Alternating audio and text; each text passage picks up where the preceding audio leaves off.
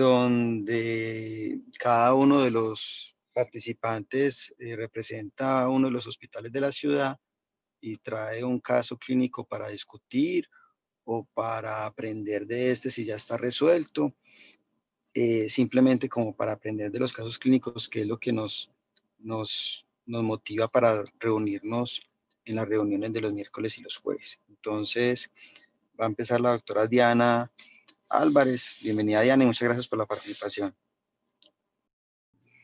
Buenos días, muchas gracias por la invitación. Bueno, entonces en aras del tiempo voy a hacer pues como tratar de ser rápida porque es un caso larguito. Entonces esta era una paciente de 34 años, ella consultó a la institución por edema y un cuadro de un mes de ictericia progresiva, además de aumento del perímetro abdominal. Durante pues, los estudios iniciales llamaba la atención que tenía algunos estigmas de patopatía crónica, tenía unos nevos en rubí, tenía eritema palmar y pérdida del vello corporal, y se le empezaron a hacer una serie de estudios, pues por la edad estaba extremadamente joven, entonces, y no tenía un antecedente de consumo de licor, entonces empezaron a hacer estudios, sobre todo pues de la parte infecciosa y la parte de autoinmunidad, y todo esto fue negativo. Dentro de los estudios llamaba la atención cuando ingresó que tenía una hemoglobina de 17, unas plaquetas de 471.000 y unos leucos de 17.700. Y los otros estudios confirmaban una cirrosis que para ese momento era un Child C. Como llamativo, la ecografía en el momento inicial solamente reportaba una hepatomegalia a expensas del lóbulo izquierdo con cambios pues ya de hepatopatía crónica, unas velocidades portales bajas, en aquel momento no tenía signos de trombosis portal y esplenomegalia importante de 19 centímetros.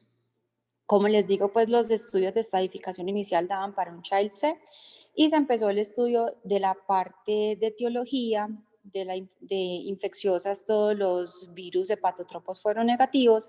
Dentro de los estudios de autoinmunidad no tenía un perfil para una hepatitis autoinmune. La ferroquinética fue de hecho con ferropenia, pues no mostraba nada para una hemocromatosis y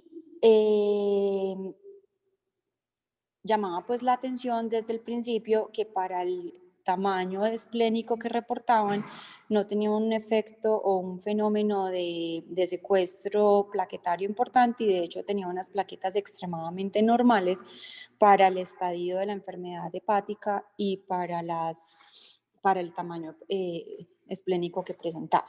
Entonces la paciente se empezó a manejar, se le puso diuréticos, se empezó pues como a hacer todo el manejo y el estudio de los pacientes con cirrosis de novo, y se le hizo una tomografía porque desde el principio uno de los síntomas cardinales fue dolor abdominal. De forma importante, la tomografía pues mostraba cambios de patopatía crónica, pero en esta, que fue más o menos como una semana de diferencia al ingreso con la ecografía, sí reportaba una trombosis extensa de todo el eje portomesentérico y con una esplenomegalia importante, y no reportaba pues como nada adicional.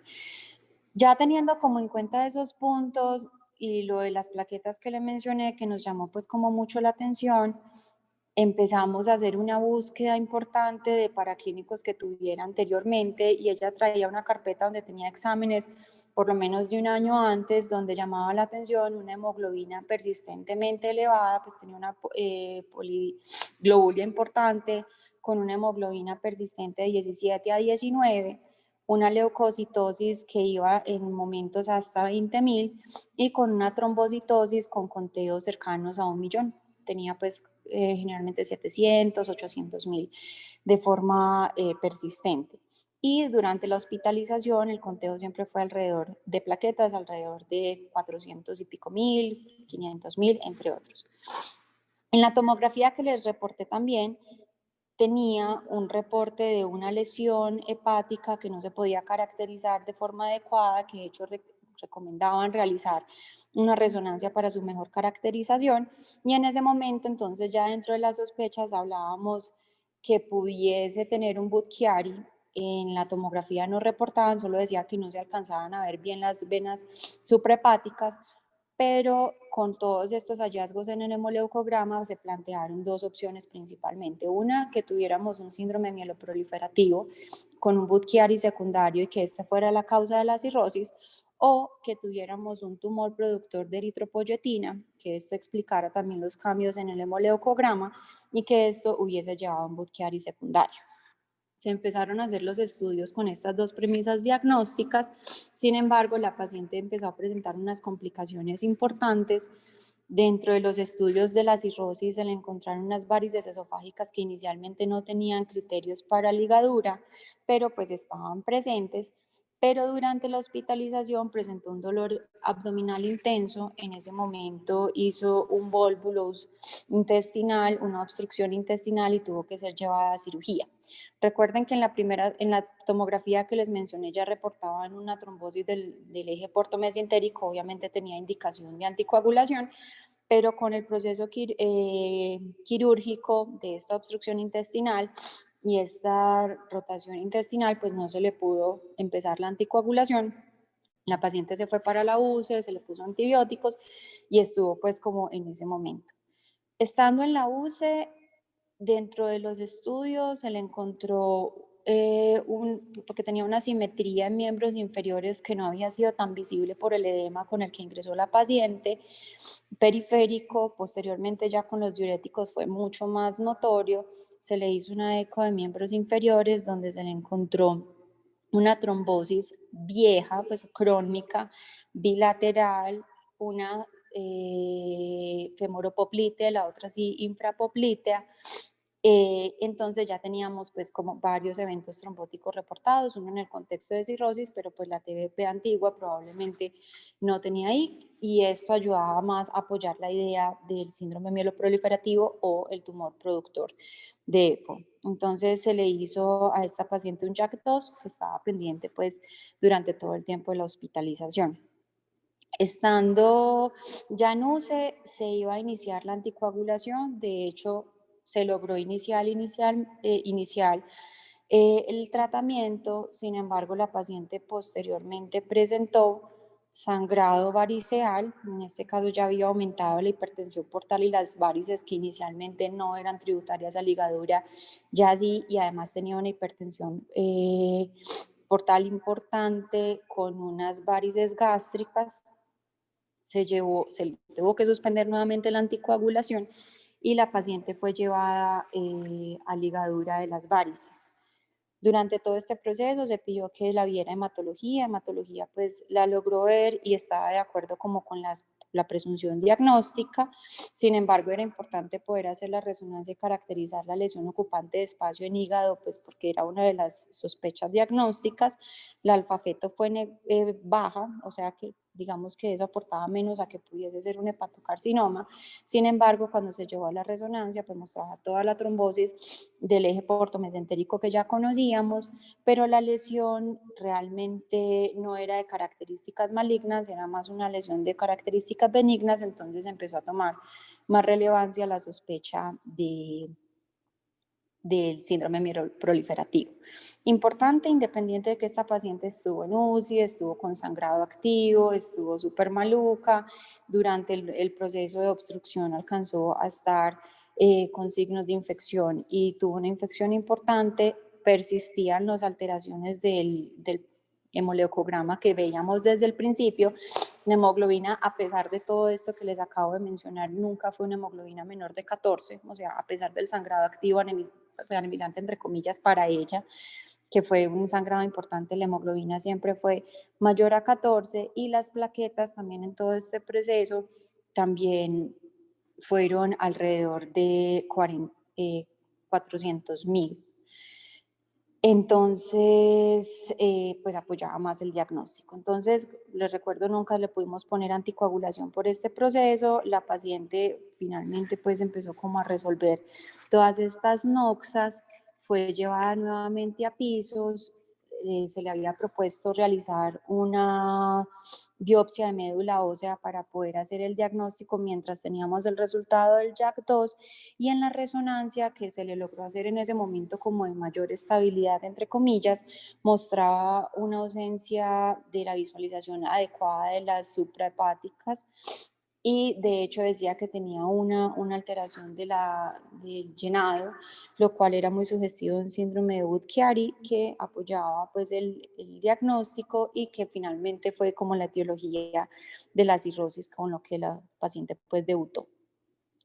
Ya estando en piso, la paciente inició nuevamente con dolor abdominal. Era un dolor abdominal difuso, se pensó inicialmente que estaba nuevamente obstruida. Sin embargo, ya después del dolor fue algo mucho más persistente, la paciente se empezó a tornar pues inestable y fue evaluada por cirugía general, donde le hicieron una tomografía de emergencia y encontraron signos de neumatosis intestinal. En ese momento encontraron que la paciente tenía signos de isquemia mesentérica, fue llevada a cirugía, tenía una isquemia mesentérica importante con isquemia intestinal significativa, requirió una una resección extensísima de un segmento pues de intestino, y fue llevada nuevamente a la UCI. En ese momento ya tuvimos el resultado del JAK2 que fue positivo, o sea que era una paciente con un síndrome mielodisplásico que después por todas pues, las alteraciones se catalogó como una posible policitemia, y posteriormente la paciente se complicó y falleció. ¿Cierto? Ya pues después de todo esto, de todas estas complicaciones. Quise traer este caso porque es un caso muy bonito, pues, dentro de la parte diagnóstica, ¿cierto? Algo que no vemos muy frecuentemente, con muchas complicaciones derivadas, con un reto diagnóstico importante. Esta paciente estuvo hospitalizada alrededor de un mes en nuestra institución mientras le hacíamos como todas las cosas, pero finalmente pues no le pudimos hacer como mucho, ¿cierto? La terapia que era necesaria desde el principio para esta paciente, que era la anticoagulación, que se consideró desde que ingresó, no se le pudo dar por múltiples complicaciones que presentó, y finalmente la paciente tuvo todos los eventos trombóticos posibles y finalmente pues falleció. Y algo muy bonito de este caso es que realmente ella tenía el diagnóstico en su carpeta desde hacía un año atrás de las manifestaciones. O sea, probablemente si se hubiera hecho una lectura juiciosa del hemoleucograma desde que se los mandaban, tenía unos hallazgos muy llamativos desde el principio que pudieran haber evitado, pues esto es hablando en retrospectiva, que obviamente es mucho más fácil, pero pudiesen podido evitar el desarrollo de la cirrosis, o por lo menos llegar a un estadio tan avanzado, todas las complicaciones trombóticas que presentó, si se hubiera empezado un manejo a tiempo. Entonces, el llamado es a siempre pedir los exámenes, pero evaluarlos de forma juiciosa, mirarlos y tomar decisiones con respecto a los resultados que encontramos, y que no se vuelva como un paisaje. Generalmente el hemoleuco pues es el examen como por excelencia que se le mandan a todos los pacientes, pero uno ve que cuando lo revisan generalmente es algo como demasiado rápido, no miran los conteos celulares, no miran pues como bien la cantidad y la calidad de la toma de la muestra, y finalmente en esta paciente era algo que era decisorio para el diagnóstico que presentó. Gracias, Diana. Muy interesante el caso. Yo tuve recientemente un caso muy bonito. El diagnóstico se llevó a cabo gracias también por la ayuda de los residentes en urgencias que están en policlínica en este momento, porque lo analizamos en conjunto y fuimos tomando decisiones, porque era un paciente que se veía bien. Era un paciente que llegó con unas plaquetas de 900.000 o más o menos, una hemoglobina de 13 y leucocitos de 12.000 con neutrofilia. Y lo más llamativo del señor es que tenía una ferritina como de 15. Y cuando revisamos los exámenes viejos, así como vos también lo hiciste con este caso, de forma muy prolija, vimos que también tenía una ferritina como de 10 hace un año, y a pesar de eso no estaba anémico. Nos llamó profundamente eso la atención, y el paciente ingresó fue porque se golpeó un dedo del pie, eh, y después de golpearse con un trauma leve hizo una necrosis en ese dedo. Entonces el paciente ingresó, fue por cirugía vascular, sino que nosotros estábamos como interconsultantes, pero al ver esos paraclínicos dijimos, esto es inusual que este paciente esté con una ferropenia y el paciente tenga una hemoglobina de 13, 14. Además, la trombocitosis podría ser reactiva a la ferropenia, pero ya entonces queda uno ahí con esa duda diagnóstica, más la leucocitosis leve que tenía, pues eso podría ser por el fenómeno inflamatorio. Pero definitivamente la hemoglobina de 14 con una ferritina de 15, 20 era lo que nos llamaba más la atención.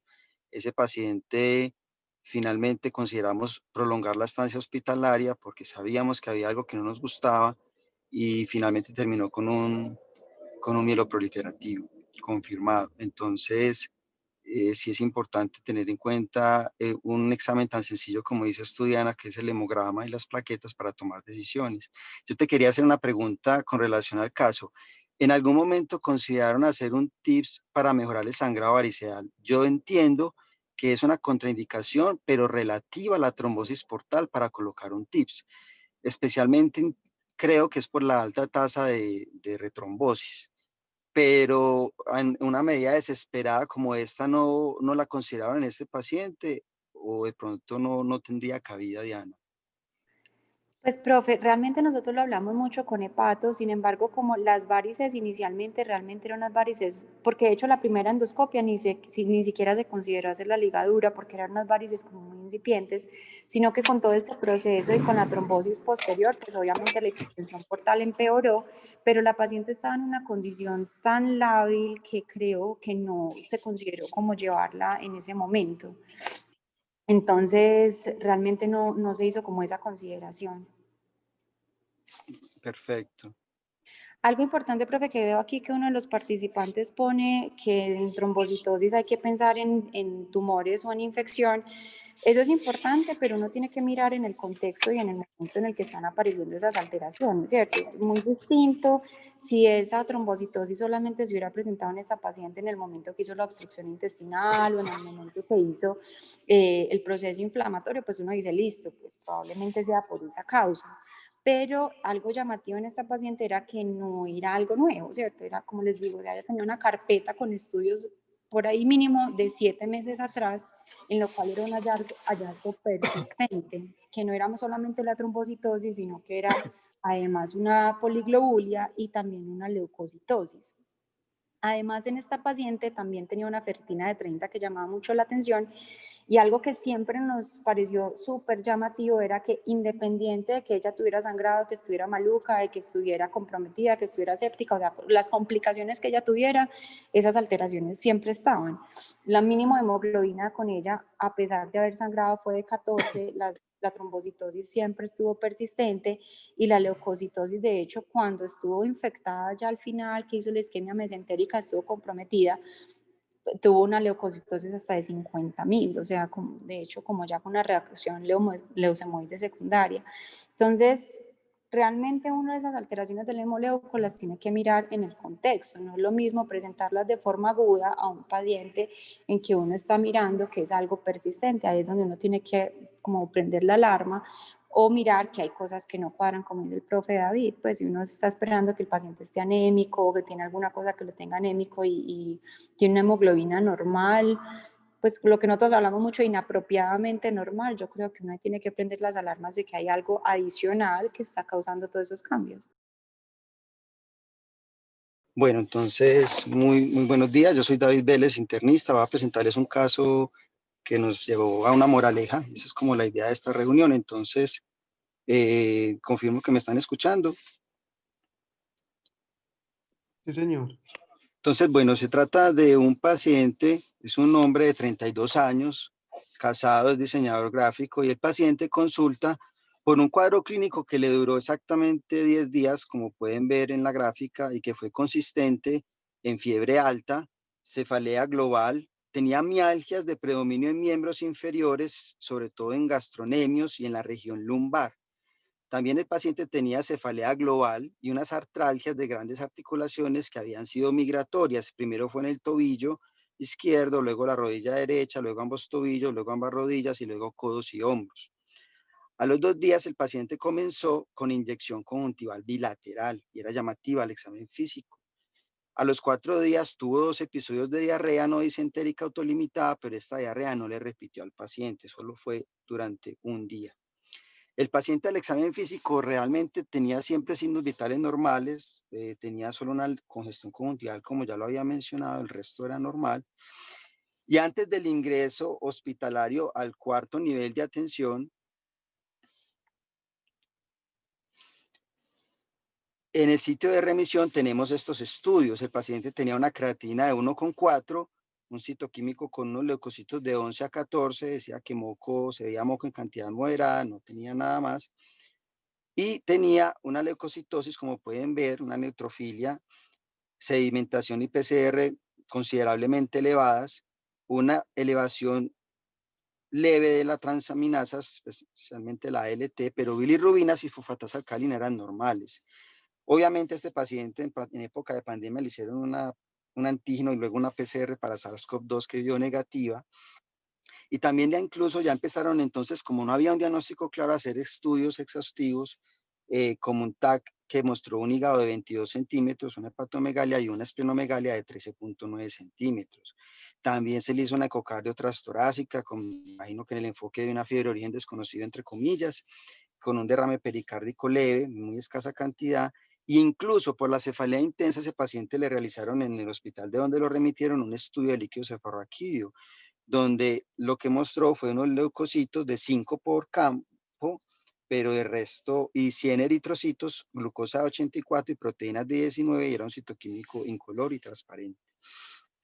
También se le hizo una serología para leptospira que dio negativa. Esto fue al día 6 de los síntomas.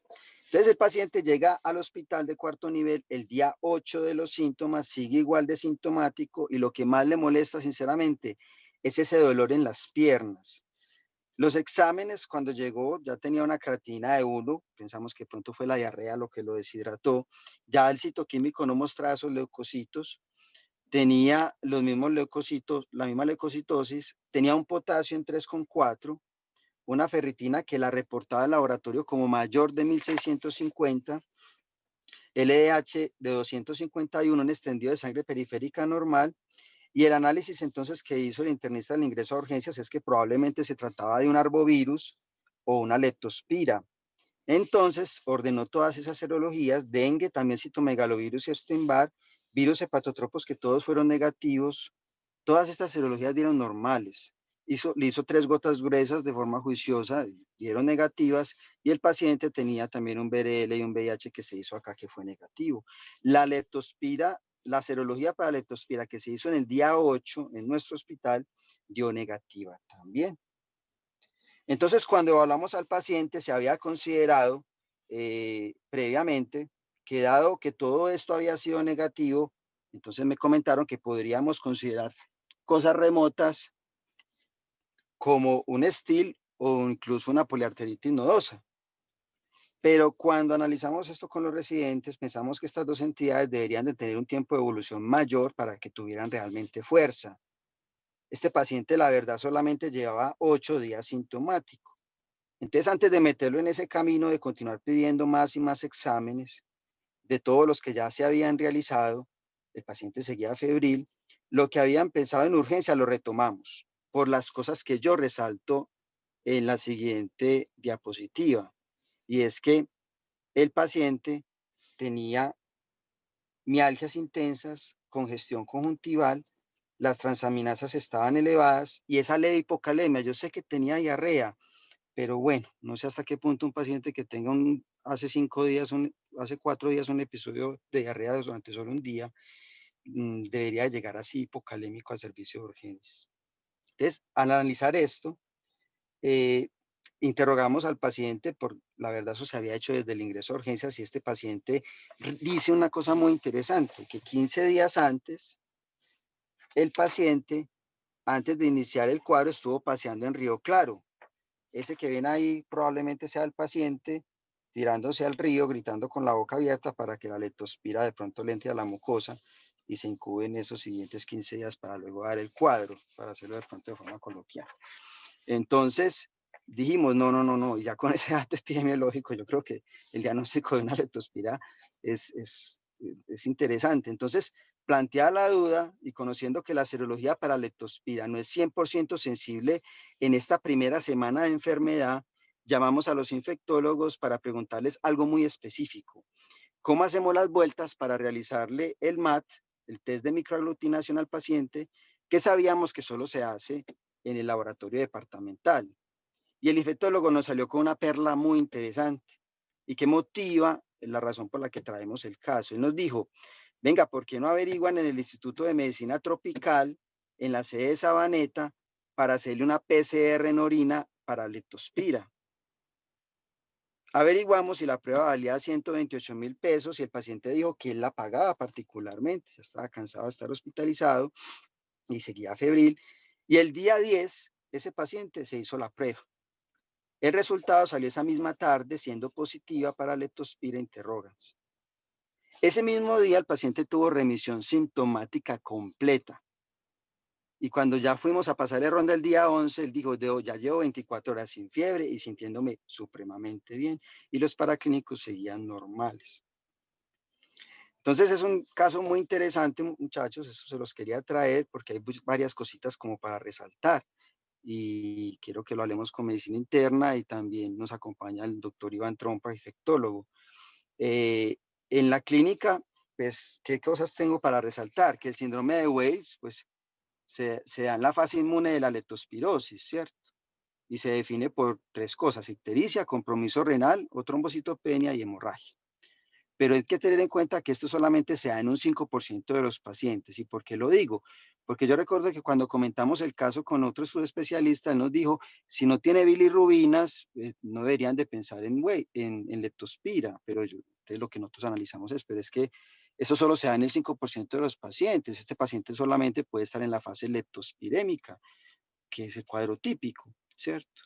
Esa fase leptospirémica, esa primera semana, es un espectro clínico, la verdad, muy variable, con síntomas inespecíficos, e incluso a tener en cuenta que el 50% pueden tener síntomas gastrointestinales, como nuestro paciente, y un 20% hasta pueden tener tos, entonces a veces es difícil, puede ser difícil. Entonces mi recomendación sencilla, pues como para el personal de información que nos acompaña, es de pronto considerar el diagnóstico cuando la fiebre persiste más del tiempo usual en que debería de persistir en una gastroenteritis o una infección respiratoria aguda, y que se sumen síntomas que la verdad pues no son tan específicos, pero que sí ayudan a prender ese bombillito para pensar en leptospira, que fueron los que yo resalté, como la congestión conjuntival, la hipocalemia, esa, esas mialgias intensas. Es que la leptospirosis da mucha miositis.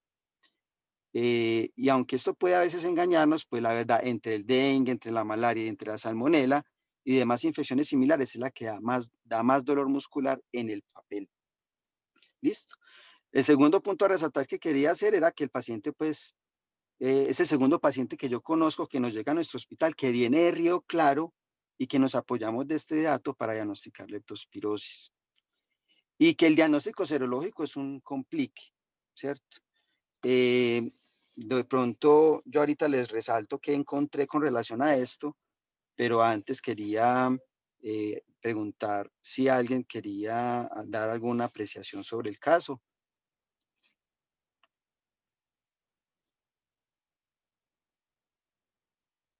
Mauro, ¿me ayudas con las preguntas que salgan en el chat, dado que estoy presentando, viejito? Sí, señor. Profe, muy interesante el caso, porque yo creo que, y ustedes nos han enseñado, y con los profes allá en el Zambi, de las mialgias. Porque ahí que a uno siempre le dicen tanta mialgia, siempre pensemos en leptospira o pensemos en una PAN cuando hay pues tanto dolor en gastronemia. Entonces, muy interesante y afortunadamente pues al paciente le fue bien, que es lo usual, ¿cierto? Entonces, muy bacano. Preguntan Una que pre- si el uroanálisis tenía hipostenuria y piuria estéril. no, la densidad urinaria era normal y sí tenía leucocitos el primero con una cruz de bacterias, pero el segundo no. A mí, si usted me pregunta, me parece que él nunca hizo realmente una nefritis. Yo creo que esa elevación de creatinina fue por la diarrea que él tuvo y porque tenía fiebre y estaba algo deshidratado, pero me parece que realmente que haya hecho un compromiso renal y un síndrome de Weil, por lo tanto, en la primera semana y sabiendo que ya al día 8 estaba completamente normal, me parece que no cuadra mucho para pensar que tuvo compromiso renal. O de pronto puede que haya un compromiso renal más leve, que esté reportado en la literatura, pero realmente pues como clasificarlo como un Wales a este paciente cuando al día 8 tenía una creatina de 1 y un uroanálisis completamente normal, me parece que no aplica. Le pregunta el profe Atencia que si después de haber tomado las muestras microbiológicas, si le pusieron doxy o ceftriaxona. Esa es la pregunta más interesante, Atencia, y de pronto yo creo que es una pregunta ya para que el doctor Trompa, si nos acompaña, nos diga, o también no sé qué los internistas qué piensan y qué han hecho. Porque cuando el paciente ya el día 11 fuimos a revisarlo y estaba ya 24 horas asintomático, la pregunta que se planteó es, ¿a este paciente le vamos a dar o no tratamiento? Porque en el papel la leptospirosis se resuelve sola y eso fue lo que pasó con el paciente. Ahora la pregunta es, ¿será que este paciente al día 12 o 13 me va a arrancar un síndrome de Wells y por no haber dado el antibiótico eso se presente menos? Pues sabemos que eso es como con el COVID, ¿cierto? Es una respuesta de anticuerpos que yo creo que el antibiótico probablemente no vaya a atajarla. Por eso se dice mucho que el tratamiento antibiótico debería ser muy temprano, no desde el día 10. Entonces fue una difícil decisión y lo que encontré yo en la literatura, que es en la mayoría de los autores, es de leptospirosis, aunque somos conscientes de que la leptospirosis se autorresuelve, leptospirosis diagnosticada es mejor tratarla, pero como que de eso no hay mucha evidencia, no sé qué piensan ustedes. Y Hola, buenos días. lo tratamos con doxiciclina durante 7 días, se fue para la casa ese mismo día 11 con signos de alarma muy claros. Buenos días. Buenos días, profe. Bueno, gracias por la invitación, David. Pues de este caso yo creo que hay que resaltar varias cosas, ¿no? Yo creo que la primera es que si usted tiene una pista epidemiológica, eso es como encontrarse una perla en el fondo del mar, ¿no? O sea, si usted llega y interroga al paciente bien y el paciente le dice eso que tú estás mostrando desde el comienzo, pues a mí me pueden decir todo acerca de la serología, pero yo pienso que el paciente tiene leptospirosis desde el principio y lo asumo así, ¿cierto? Y esto pasa con todas las enfermedades infecciosas en general, pero con las enfermedades tropicales sí que es muy importante porque nosotros estamos en un país donde hay pues demasiado complique porque es un país en zona tropical, pero muchos de nosotros, la mayoría de la población urbana, vive en áreas altas montañosas donde eso no aplica tanto. Entonces, estas pistas epidemiológicas son muy importantes. Recordar que la leptospirosis pues tiene varias caras, ¿cierto? No solamente la cara de esta de enfermedad emergente en las personas que hacen turismo, sino también la enfermedad urbana en algunas ciudades en las alcantarillas y las enfermedades pues relacionadas con la ocupación, como en los campesinos o en las áreas rurales dispersas. En cuanto al diagnóstico, es muy importante lo que tú estás mencionando acerca de la posibilidad diagnóstica que tenemos en la ciudad, ¿cierto? Y la serología, típicamente que hacemos nosotros, que es la IgM, se puede hacer de varias técnicas y cada técnica tiene una sensibilidad y especificidad distinta para la enfermedad. Entonces, por ejemplo, nosotros en la León 13 tenemos un ELISA, pero ese ELISA en los primeros 10 días tiene una sensibilidad máxima de 40%. Sin embargo, hay áreas de la ciudad, incluso en otras partes del país, donde utilizan una prueba rápida, que es como una especie de prueba de inmunocromatografía, como una prueba de embarazo, y esta prueba podría tener una sensibilidad un poco más alta en los primeros días.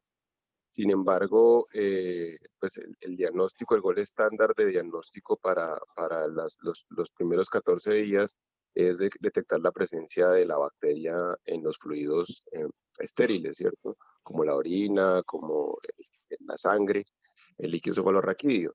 Y eso se puede hacer pues de muchas formas. La clásica que está escrita es el cultivo, el hemocultivo, pero pues el rendimiento de esto es muy bajo porque primero no tenemos los medios y segundo pues esto es de incubación prolongada y la segunda es la PCR.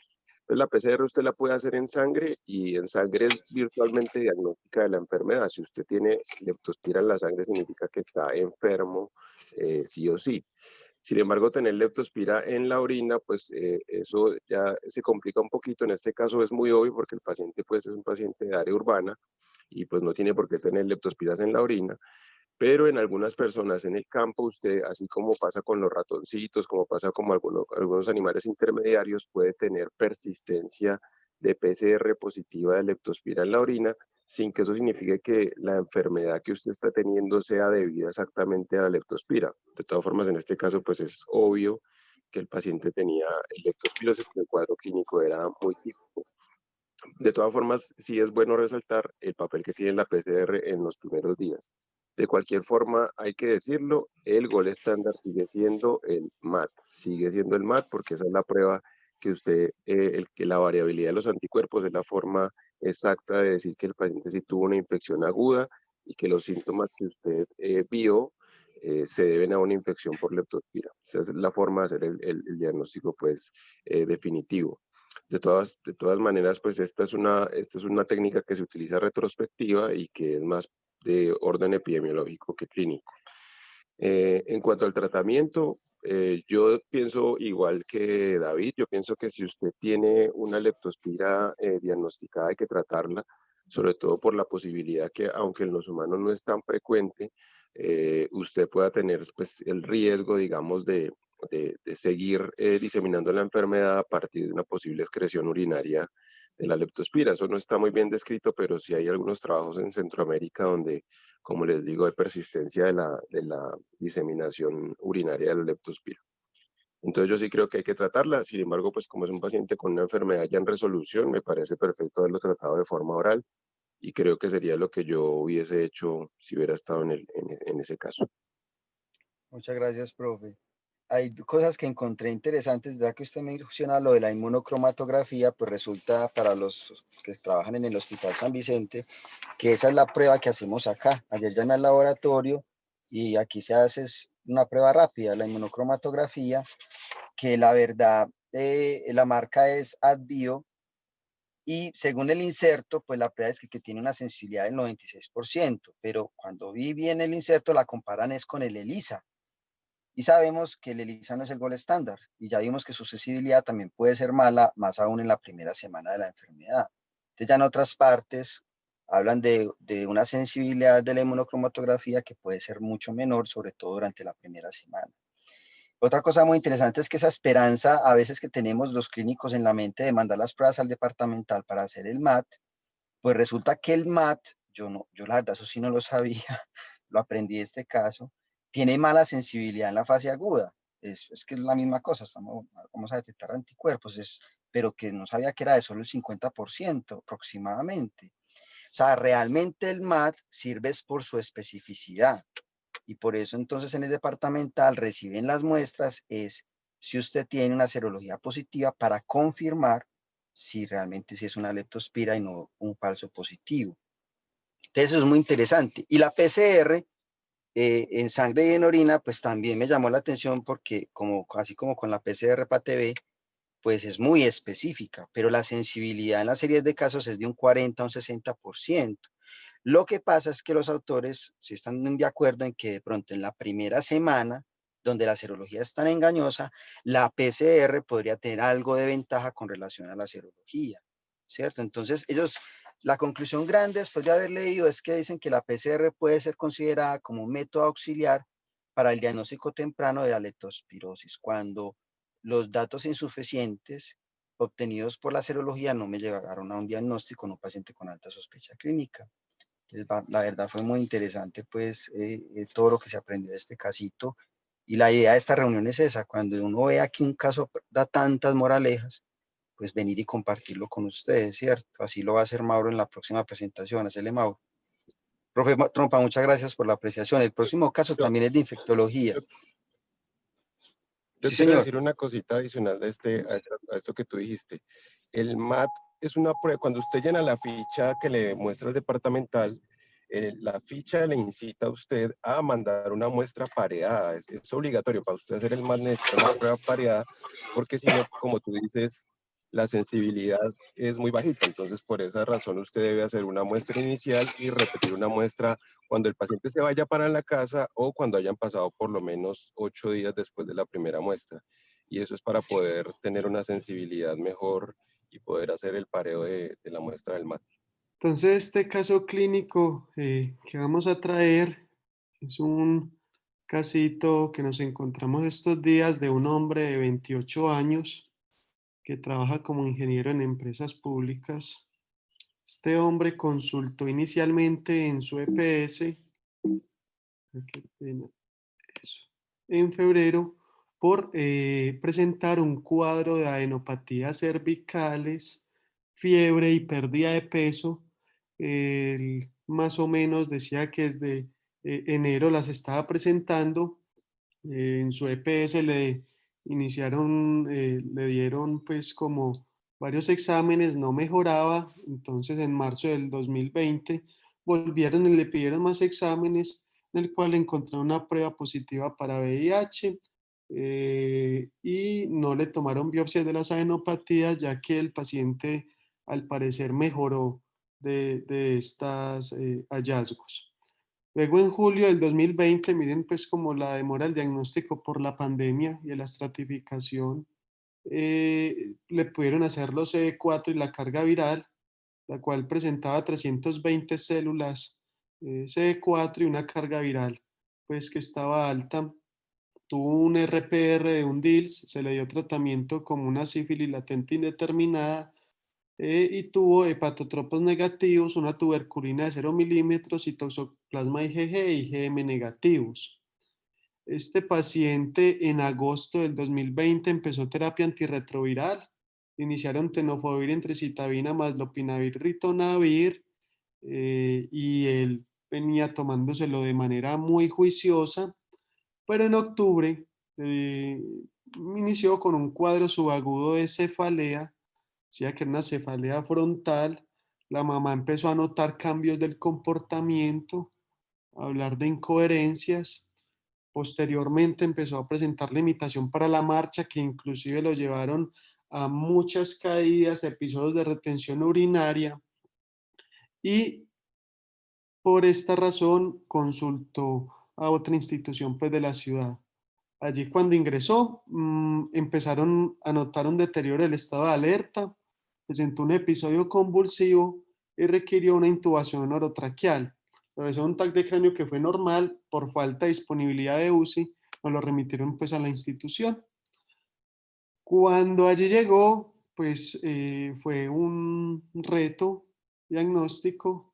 Cuando llegó al examen físico, se le encontró, pues se le pidieron pruebas para SARS-CoV-2, las cuales fueron negativas.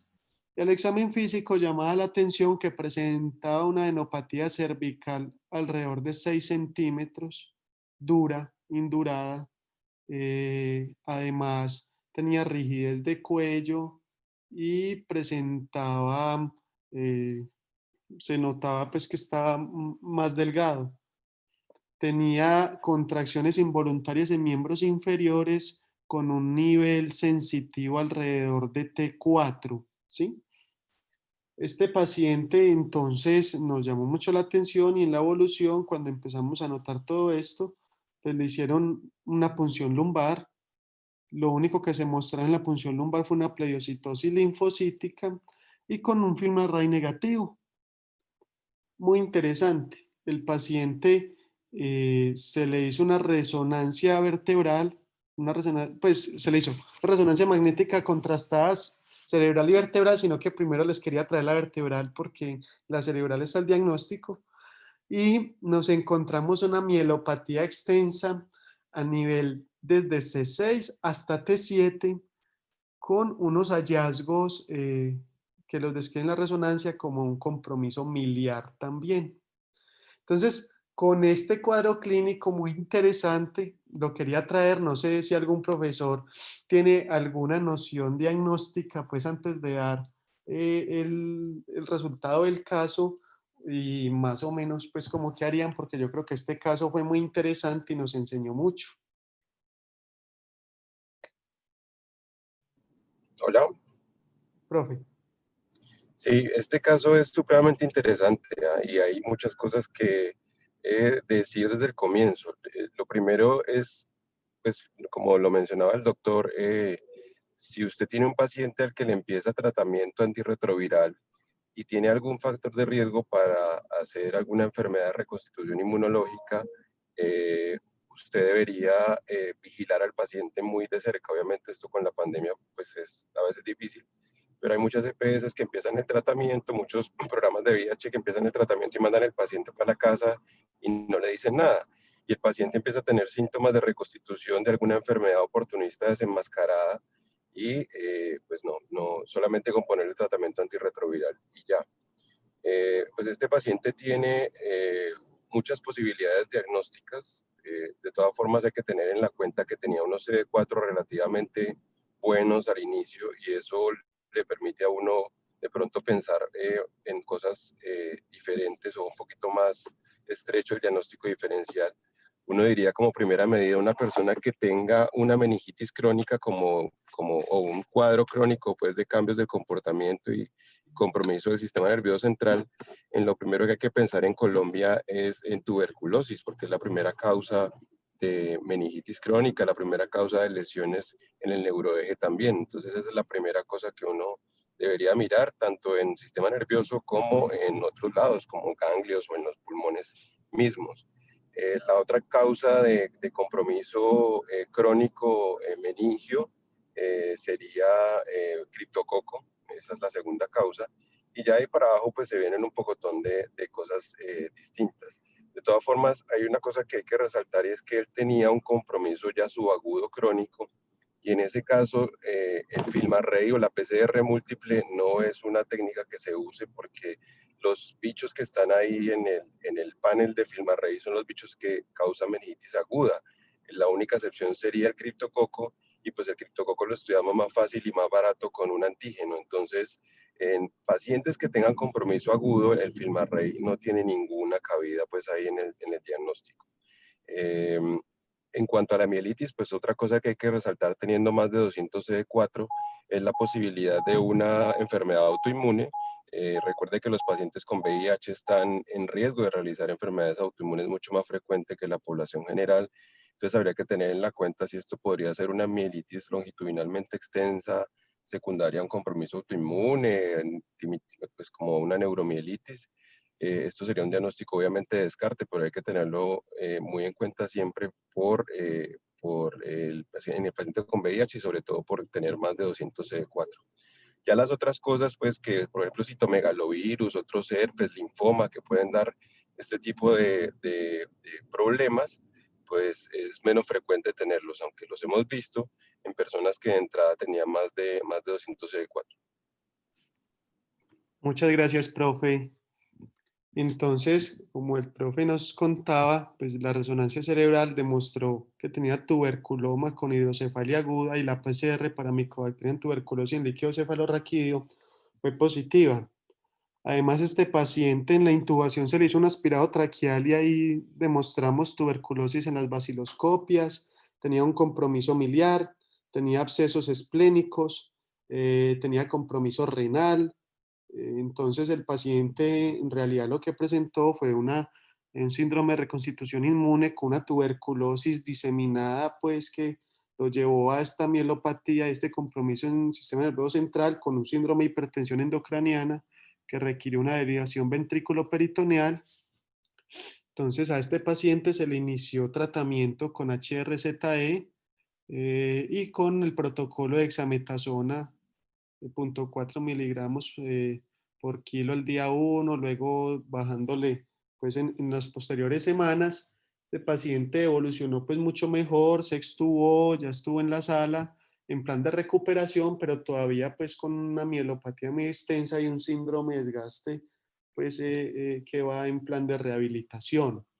Está pendiente pues que salieran los nuevos CD4 y la carga viral, pero es muy interesante porque, como nos comentaba el profe en su programa, pues queríamos hacer como varias cositas. Paciente que tuvo adenopatía cervical anterior y pérdida de peso en Colombia, en este contexto y todo, pues yo creo que había que hacerle una búsqueda activa de estas adenopatías que no pasó, ¿cierto? No le hicieron biopsias, no le hicieron nuevas imágenes, nada. Y lo segundo, profe, que les queríamos traer es que, ojo, a pesar de que tiene una tuberculina de 0 milímetros, probablemente el paciente lo que mostró fue un efecto Oster. Entonces, la invitación, y sobre todo a los que nos ven y a los médicos de formación y los residentes y todo, pues la idea de un paciente con HIV que venga para el inicio pues, de tratamiento, lo ideal es, o sea, en un mundo ideal sería hacerle IGRA, ¿cierto? O por lo menos repetirle la tuberculina a la semana, como nos dice pues la resolución colombiana. Entonces, este caso nos pareció muy interesante. Yo nunca había visto un iris por tuberculosis tan extenso y lo queríamos traer aquí como enseñanza de lo que nos habló el profe, que pasa en los programas de HIV aquí en la ciudad. Yo quisiera decir otra cosita. Este es un caso típico, muy típico y muy frecuente en Colombia. Como tú bien lo decías, la tuberculosis es frecuente y además cuando nosotros estuvimos en un estudio hace algunos años donde estuvieron los 7 hospitales que más pacientes con VIH ven de forma pues, intrahospitalaria, y encontramos que la causa número 1 de ingreso al hospital era tuberculosis, que la causa número 1 de ingreso a unidades de alta dependencia era tuberculosis y que la causa número 1 de mortalidad